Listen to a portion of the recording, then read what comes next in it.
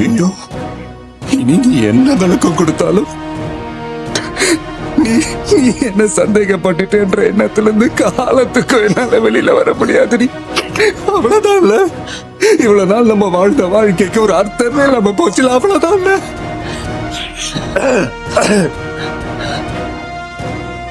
நான் அவ இல்ல, பார்த்திபன் அப்படிப்பட்ட ஒரு ஆளே இல்லைன்னு இத்தனை வாட்டி சொல்லியும் சொல்லியும் சொல்லியும்